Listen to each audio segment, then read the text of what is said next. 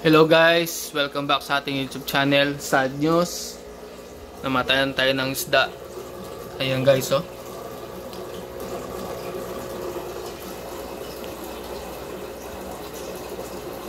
Bali, kauwi ko mga siguro anong oras ngayon? 9 o'clock, 9 PM. Ayan, oh. Nabutan ko na lang, patay. Pero kaninang umaga guys, pati hapon, sobrang sigla pa nito. Nakakapagtaka lang, bigla na lang namatay. Kumakain naman na maayos, wala naman sasakit. You know? Ay, sayang. Sasali pa man din natin siya sa show. You know? Biglang namatay. So, iniisip ko pa ano nangyari. Kasi, masigla naman to. Hindi ko naman sila pinakain mula kanina. Nakakalungkot lang. May mga kasama niya guys, oh. Sigla naman. Malayong water parameters to guys, kasi tingnan nyo naman, oh. Kaka water change lang natin last week. Nakapagtaka lang, yan, bigla na lang siya namatay. So, sobrang active pa lang to kanina. Nalalaro-laro ko pa to kaninang umaga, eh. Hindi ko lang talaga sila pinakain. Kasi naka-fasting sila ngayon, eh.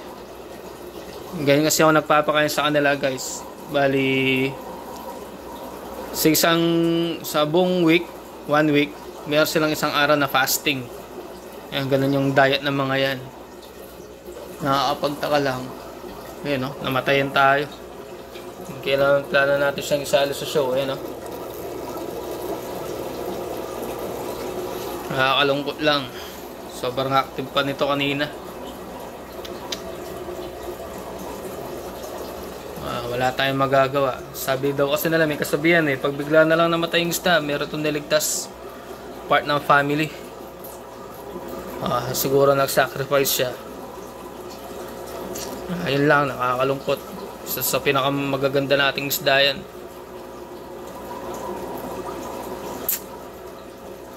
Tignan nyo guys, oh. Wala naman siya saget, di naman siya bloated. Kumakain naman, masigla naman to mula kanina. Pagkakita ko na lang, nakakainin ko sana sila. Ayan yung bumungad sa akin. Patay na. Siguro ngayon lang namatay to guys, eh. Malambot pa siya, eh. Try natin kunin, tapos libing na rin natin. Ano, nakakapagtaka lang. Imposibleng dahil sa tubig yan, kasi kaka-water change lang natin last week. Tapos hindi tayo, madalang lang tayo nagpapakain sa kanila. Siguro 5 pellets, so kaya 10, marami ni 10. You know, pag ginayang lang. Yung mga iba, yan, no? Sisigla pa rin. So, nandito yung golden fish natin. Dito, sayang talaga to. Mahal ko pa man din binili rin to. Yung isa, yung mga grow up natin. Active naman sila. Posibleng maano to kasi naka-close yan guys. So, nakakalungkot lang. Kailangan natin siyang kunin. Natin.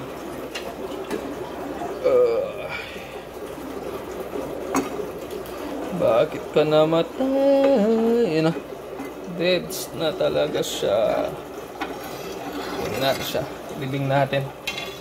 Pakita ko sa inyo anong itsura niya. Eh, sayang ka, George.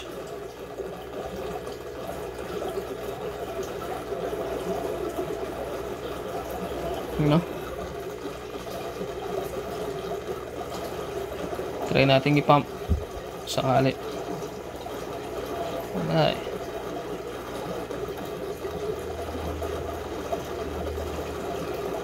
Yan, lambo pa niya. Mukhang kamamatay lang.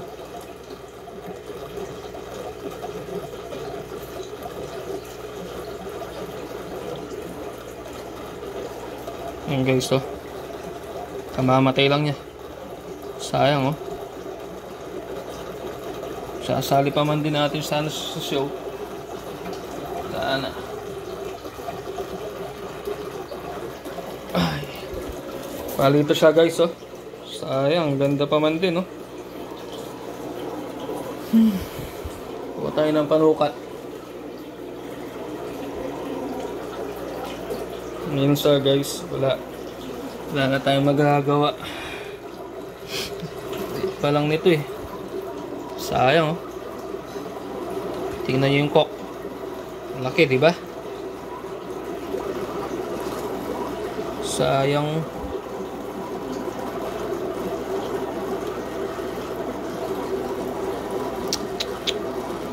Ay, nakakalungkot. Ayan, oh.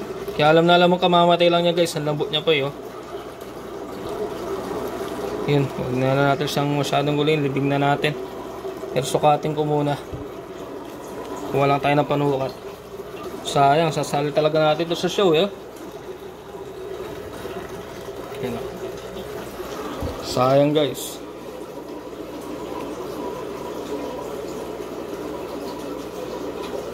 Matay. Sana meron talaga itong niligtas sa family namin. Wala. Pag-inayang lang kasi mahal ng kuha ko dito. Ano? So yun lang guys, libing ko muna to. Tansya ko dito mga 1, 2, 3.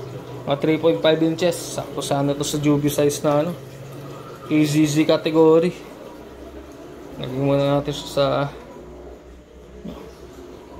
libing na rin natin. You know, sayang lang, nakapag-ginayang lang guys. Matayan tayo. So yun lang guys. Maraming salamat. Hopefully makakuha tayo ng kapalit nito. Ipon-ipon pa. Pag-ginayang lang, nakakalungkot. Ano?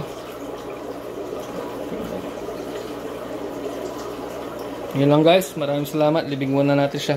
Paalam, my friend. Hello guys, bali yan. Wala tayong idea kung anong kinamatay nung kampa natin. Ngayon ginawa ko guys, kung talagang yung tubig yung problema, nilagay ko yung isang grow out natin yan. Isang juvie natin dito. Pag yan namatay guys, it means may problema yung tubig natin. Pero yan, pag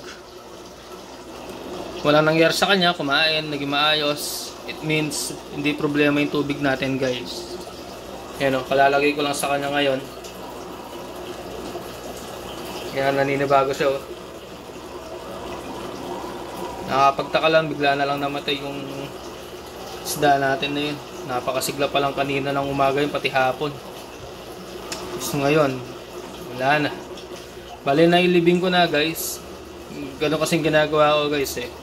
Hindi ko lang basta-basta tinatapon yung isda pag namamatayan ako. Talagang nililibing ko. Kasi part na rin siya ng family. Tinatrato ko talaga sila ng ano, as a family, mga alaga akong isda. Kaya nakakalungkot pag namamatayan ka. Sobrang ay, nakapaghinayang talaga. Pero hopefully baka meron pala talagang hindi talaga para sa akin yung isdang yan. O kaya meron siya talagang niligtas as part of family, kasi ganun talaga yung kasabihan. Pag bigla na lang namatay yung isda, walang sakit, sobrang active pa, tas bigla na lang namatay, meron siya niligtas sa pamilya mo. O kaya baka niligtas ka niya sa kapagmahal, ano, pali inalay niya yung sarili niya. Baka may mangyayari dapat sa akin, inalay niya yung sarili niya. Yan yung mga kasabihan. Pa-thank you pa rin tayo doon sa isdaan natin na yun. Meron tayong magandang memories sa kanya. Meron tayong naigrow na maayos. Ang ganda pa man din ng isdang yun guys. Hindi maselan yun, walang heater. Bali ayun lang guys. Hopefully itong nilipat natin na isda, hindi siya mamatay. Pag namatay, it means nandito talaga yung problema sa tubig natin. Wala, ayun na, malungkot din yung assistant ko guys. Favorite niya pa man din isda yan, kasi pag pinapakain niya talaga, sumasama sa ano niya eh. Sinusundan niya yung daliri niya. Kaya nag-enjoy siya nagpapakain doon sa isdang yun eh. Ngayon wala na, deads na. Ayun, nalibing na rin natin. Ayun, paalam na.